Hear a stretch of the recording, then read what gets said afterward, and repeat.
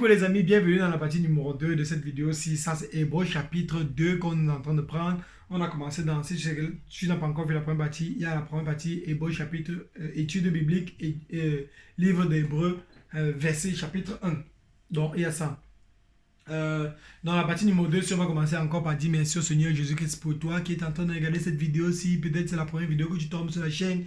Que Dieu te bénisse abondamment, que Dieu entre dans ta vie, que Dieu te donne la force de marcher selon sa volonté et que Dieu entre dans nos vies et que Dieu nous pardonne pour tous nos péchés.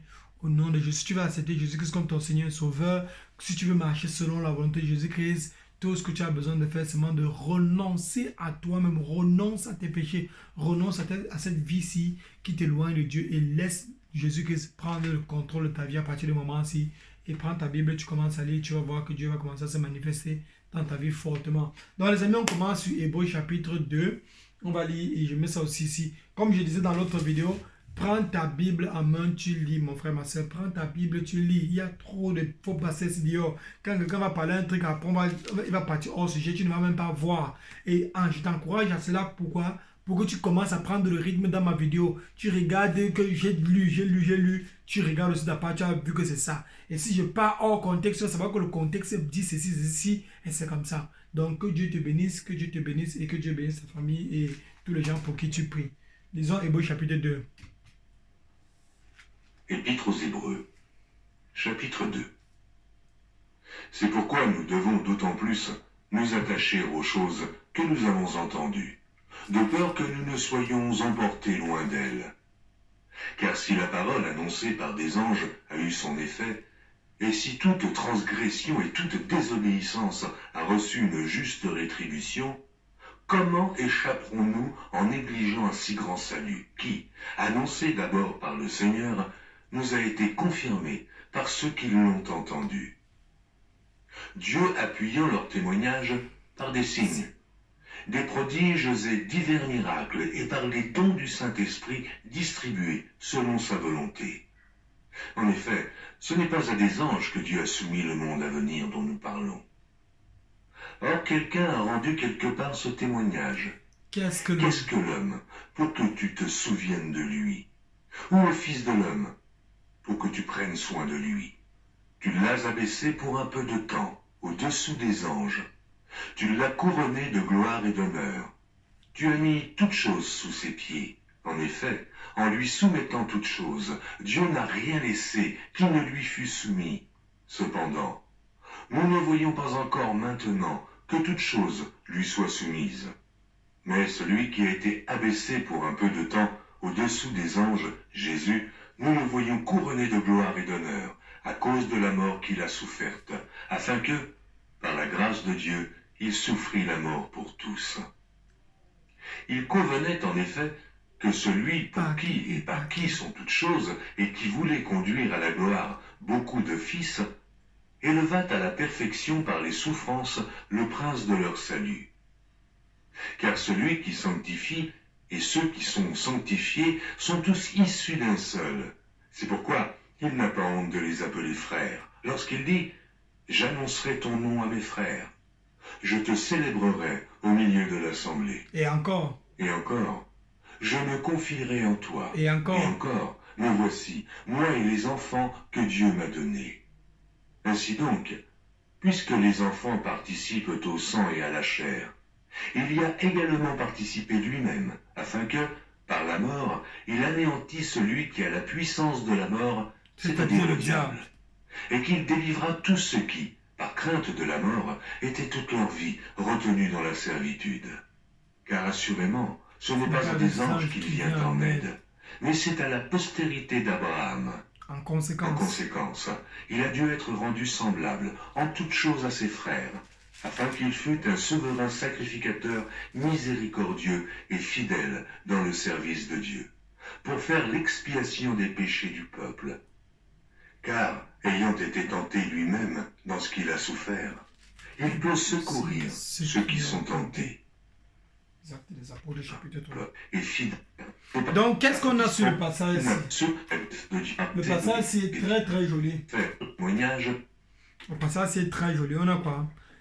Je commence par, mais celui qui a été abaissé pour un peu de temps, verset 9, pour un peu de temps, au-dessous des anges, Jésus, nous le voyons couronné de gloire et d'honneur à cause de la mort qu'il a souffert, et afin que par la grâce de Dieu, il souffrit la mort pour tous. Les anges d'abord sont au service. On a vu ça dans le chapitre 1 ici. Ne sont-ils, chapitre 1, verset 14, Hébreu 1, verset 4, Hébreu chapitre 1, verset 14. Ne sont-ils pas tous des esprits au service de Dieu, envoyés pour exercer un ministère en faveur des saints? Donc les anges sont là pour faire un ministère en faveur des saints. Ils sont là pour exercer leur travail, pour que ça avance, pour que les chrétiens puissent avancer spirituellement dans la marche avec Christ. Ça, c'est la fonction des anges. Ils sont là pour servir les êtres humains. Et Jésus, lui, s'est abaissé à quel niveau? Et on dit ici qu'il s'est abaissé au-dessous, pour un peu de temps, au-dessous des anges. Nous le voyons, après le niveau des anges, on descend maintenant aux animaux. Donc Jésus-Christ est parti s'abaisser au dernier niveau, on va dire ça comme ça. Il va s'abaisser jusqu'à là-bas. Pour que quoi? Pour que nous puissions avoir le salut. Il convenait en effet que celui pour qui et par qui sont toutes choses. Il convenait en effet que celui pour qui et par qui sont toutes choses, et qui voulait conduire à la gloire beaucoup de fils, éleva à la perfection par les souffrances le prince de leur salut. Le Seigneur lui voulait, et il a toujours voulu avoir beaucoup de fils. Beaucoup de fils. C'est pour ça que ce n'est pas c'est évident de voir dans la Bible où on voit Jésus-Christ, fils de Dieu. Il a pris un titre comme étant le titre du fils de Dieu. Jésus-Christ est le fils de Dieu. Et après, qui sont les autres? Qui sont les chrétiens? Nous sommes les frères de Jésus-Christ.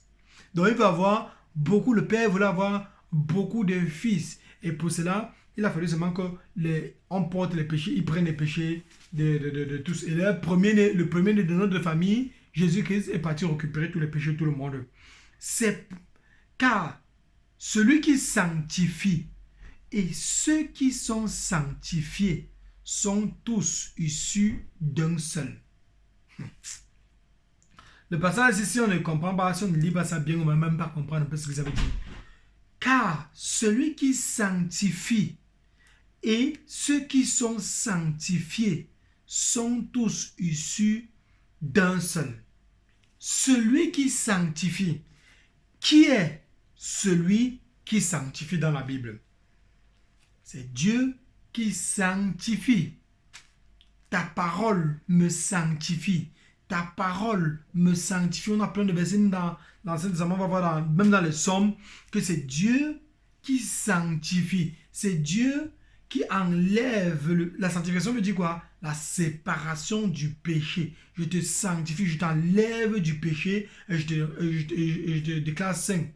Il t'enlève du péché. Qui est-ce qui enlève du péché? C'est Dieu. Et on dit, Dieu, entre parenthèses, celui qui sanctifie, et les pécheurs, et ceux qui sont sanctifiés, dont les pécheurs, sont tous issus d'un seul. Et ceux qui sont sanctifiés, donc les vrais chrétiens qui sont déjà sanctifiés, et celui qui sanctifie, sont tous issus d'un seul. C'est pourquoi il n'a pas honte de les appeler frères. Le Fils n'a pas honte de nous appeler ses frères. Parce qu'il nous a montré qu'il est venu sur la croix, tout ça pour nos péchés, pour que nous puissions avoir une vie à l'aise avec lui pour toute l'éternité. Encore dit, me voici, moi et les enfants que Dieu m'a donnés. Ainsi donc, puisque les enfants participent au sang et à la chair, il a également participé lui-même, afin que par la mort, il anéantisse celui qui a la puissance de la mort, c'est-à-dire le diable. Donc, en conséquence, il a dû être rendu semblable en bas, un verset que j'aime beaucoup. Le verset me plaît beaucoup, pourquoi? En conséquence, c'est le dernier verset, l'avant-dernier verset du chapitre ici. Car assurément, ce n'est pas à des anges qu'il vient en aide, mais c'est à la ce n'est pas à des anges qu'il vient en aide, mais c'est à la postérité d'Abraham. En conséquence, il a dû être rendu semblable en toutes choses à ses frères, afin qu'il fût un souverain sacrificateur, miséricordieux et fidèle dans le service de Dieu pour faire l'expiation des péchés. Le passage ici contient trop d'enseignements. Seulement le verset-ci contient l'enseignement sur la sacrificature. Encore, ça contient l'enseignement sur la miséricorde de Dieu, la fidélité de Dieu. Encore quoi encore? Et même l'enseignement qu'on va voir encore par la suite sur le fait qu'il a fallu que Jésus-Christ soit devenu un être humain. On va voir ça dans les prochaines parties de Hébreux, d'Hébreux c'est toujours, et même dans Romains encore, quand on va faire l'étude aux Romains. Donc du coup, on a, en conséquence, il a dû être rendu semblable en toutes choses. C'est pourquoi, car ayant été tenté lui-même dans ce qu'il a souffert, il peut secourir ceux qui sont tentés. Mon frère, ma soeur, peu importe le péché dans lequel tu traverses, tu vis, que tu penses que c'est dur, que tu penses que depuis que tu es dedans, tu ne peux pas sortir parce que tu penses que Jésus-Christ n'a pas traversé la même chose. C'est peut-être, disons, un peu la prostitution. Est-ce qu'il n'y avait pas les gens qui étaient les prostituées? Il y a même dans le verset biblique d'une prostituée qui est venue pleurer sur les pieds de Jésus et sur ses larmes. Donc il y avait les prostituées dans toute la ville là. Celle est venue seulement se repentir. Donc il y avait les gens qui traversaient. Si c'est la position que tu traverses, voilà le cas de quelqu'un que Dieu est venu immédiatement mettre dans ma bouche. Et il connaît la souffrance que tu traverses. Il connaît la souffrance parce qu'il a vu la prostituée là comme si c'est ce qu'elle traversait. Et il vient maintenant pour te montrer, que celle-ci, elle était sauvée. Je lui ai montré. Si c'est quel autre péché de la chair, le mensonge, la pornographie, la masturbation, le vol, l'idolâtrie, tous ces autres péchés-là, Jésus-Christ a été mis, il est entré dans un corps qui était semblable à ses frères, à celui de ses frères. Donc un corps comme pour moi, un corps comme le tien, pour que quand il va venir là-bas, il va traverser cette vie-là, vivre 33 ans qu'il a vécu sur la terre, sans jamais commettre de péché. Par conséquent, on voit à quel point est-ce que voilà quelqu'un que met. Le gars a le même corps que moi, mon frère. Il a la même possibilité, les mêmes choses, les mêmes tentations que j'ai eues, mais il n'a rien fait. Même pas une vidéo, même pas un message, même pas une pensée pour te montrer à quel point est-ce que c'était possible. Il a fait cela. Donc, il vient montrer ici que quoi? Le péché que tu as traversé, Jésus-Christ connaît ce péché-là bien même. Il a vu des gens traverser ce péché. Il a été tenté, mais il n'a pas fait. Combien de fois est-ce que le diable lui a demandé de régner le Père et de se prosterner pour se mettre à genoux, pour adorer le diable? Combien de fois est-ce que le diable nous demande, chaque jour, le diable nous demande de nous prosterner devant lui. À travers quoi? À travers les films, à travers les vidéos, à travers le journal, à travers la musique, à travers tellement de choses. Mais Jésus-Christ a traversé la même chose. Et il nous dit aujourd'hui qu'il est entré dans ce même corps que tu as aujourd'hui pour te montrer à quel point est-ce que c'est possible de vivre dans ce corps-ci et d'avoir tes péchés pardonnés, d'avoir tes péchés complètement, de ne même pas pécher dans ce même corps-ci. Maintenant, est-ce que nous, maintenant, dans l'état où on est là, on peut décider d'arrêter de pécher complètement? C'est possible, on peut décider d'arrêter de pécher. Maintenant, est-ce que le diable va alors rester tranquille et regarder que, hey, le gars là, je vais même plus le tenter avec la pornographie, la masturbation, le vol, l'idolâtrie, la prostitution, le banditisme, tout ceci. Je ne vais plus le tenter avec ça. C'est pas possible. Le diable veut ton âme pour que tu ailles souffrir pour tout l'éternité avec lui. Parce qu'il est le prince du mal. Le fondateur du mal. L'origine du mal. Il n'a rien de Dieu en lui. C'est pour ça qu'il veut que tu souffres toute ta vie. Et parfois, le diable va te mentir que Dieu ne peut pas régler ton problème parce que, vraiment, est-ce que Dieu, lui, connaît même le genre de situation que tu traverses? Si Dieu ne connaît pas le genre de situation que tu traverses, tu es dans une relation, on t'a fait ça. Tu es dans une amitié avec les business, on t'a fait ça. Tes amis qui faisaient les business avec toi t'ont fait ça dur. Ils ont pris tout là, ils ont fui, toi abandonné à zéro. Tu dois tout recommencer. Tes collègues au service te parlent mal, parlent de toi. Dieu ne connaît pas la souffrance. Le diable va te mentir que Dieu ne connaît pas ta souffrance. Mais le passage dit que quoi? Que Jésus-Christ est entré dans un corps semblable à le nôtre pour faire la même chose. Pour nous montrer que c'est possible de fuir. C'est possible de sortir de ce qu'on est en train de traverser. Donc, je vais même m'arrêter ici pour ce passage-ci par la grâce de Dieu. On va continuer sur Hébreux chapitre 3 après, dans la prochaine vidéo. Et je t'en supplie, que Dieu te bénisse, que Dieu te bénisse. Partage la vidéo si avec quelqu'un, quelque part, qui a besoin d'écouter la parole de Dieu. Si tu es un chrétien, que tu m'écoutes. Parle de Dieu, parle de Dieu, parle de Dieu, parle de Dieu. Ne t'arrête pas, parle de Dieu.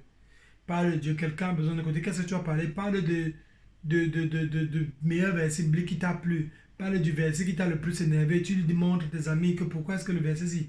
Dis à quelqu'un que Dieu est comme ci, comme ci, comme ci, comme ceci. Dis à quelqu'un pourquoi est-ce que le verset là t'a énervé. Le verset dit que oh, tu n'as pu voler, mais tu réalises que tu fais plus de bénéfices au travail quand tu rentres comme pas à la maison avec une partie des choses du travail.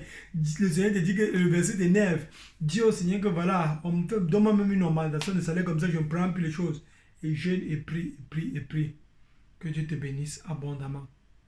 Que Dieu te bénisse abondamment, mon frère, ma soeur qui m'écoute. God bless you. Dans ta vie à Jésus-Christ.